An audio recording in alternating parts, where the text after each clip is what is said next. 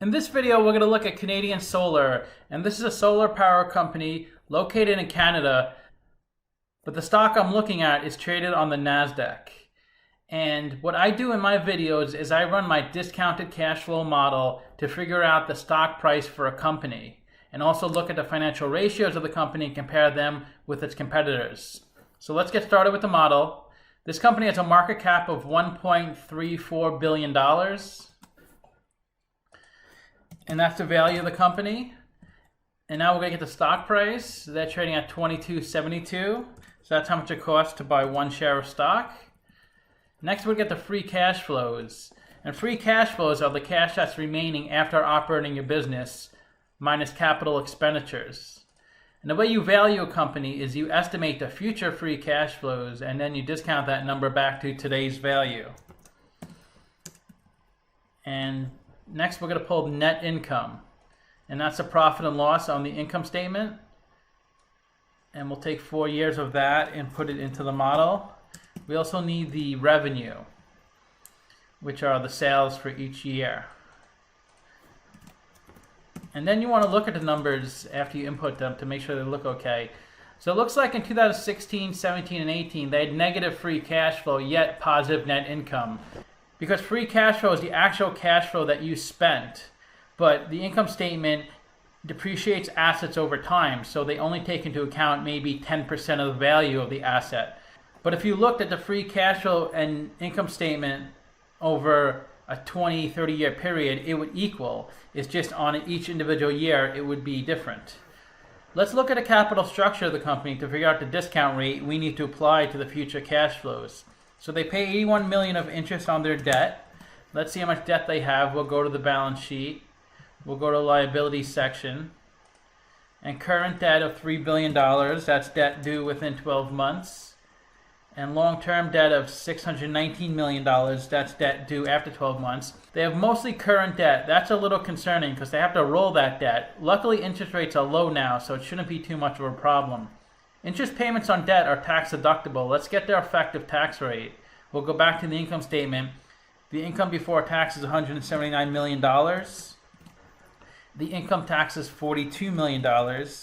So the tax rate is 23%. So the cost of debt is only 1.7%. That's a really low rate. Let's get the cost of equity. We need the beta. The beta is the volatility of the stock, and that's how much the stock moves relative to the entire market. They have a beta of 1.57, so the stock moves about 1.5 times the market. Let's get their current assets, because we need this for when we calculate the current ratio later. And current assets are cash, accounts receivables, and inventory. And that's $3.3 billion. And current liabilities is also needed to calculate the current ratio. These are debts and payables that are due within 12 months. That's $3.1 billion. And equity is the value of the company according to the balance sheet. That's assets minus liabilities. That's $1.4 billion. We also need the EBIT, earnings before interest and taxes. That's called operating income on the income statement. That's $258 million. We need this number to calculate the interest coverage ratio. Let's look at the capital structure. They have 73% debt, so they're a bit leveraged, but they only pay 1.68% interest on the debt. They have 27% equity in the capital structure, but the cost of equity is only 14%. Equity is generally more expensive than debt because equity sits lower in a capital structure. In the event of a bankruptcy, equity holders are paid before debt holders, and usually debt holders are not paid at all. So the weighted average cost of capital is 5.1%, and that's a blend of the cost of debt and cost of equity. And that's a discount rate we're going to apply to the future cash flows. So we estimated 4 years of future free cash flows. We did a terminal value, which is all years past year 4.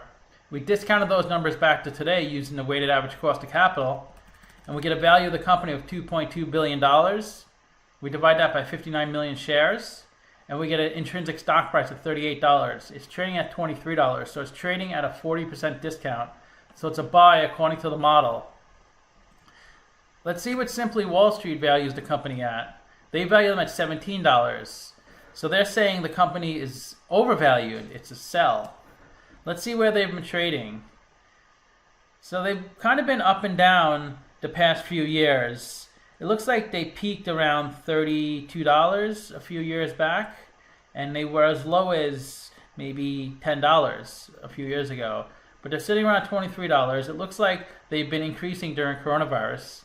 This was a hard company to value because in my 4 models, you see number 4 here. So if I put a 1 here, that's my first model, I get a 0 calculation for the stock price. If I put a 2 here, it's also 0.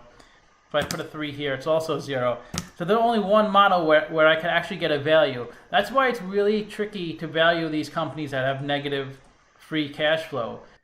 No model is perfect, but we try to get as close as we can with the best information we have. Let's look at the financial ratios to get more information. They have a really good PE ratio of 7.8. I like to see below 15 when I buy a stock. They also have a really good price to sales ratio of 0.4. That's price to stock over sales per share. The price to book is 1.0. That's price to stock over book value per share. And generally, if the price to book is 1.0 or below it tends to be a really good value.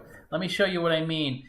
Because the equity is $1.4 billion. That's a value of the company according to the balance sheet, assets minus liabilities.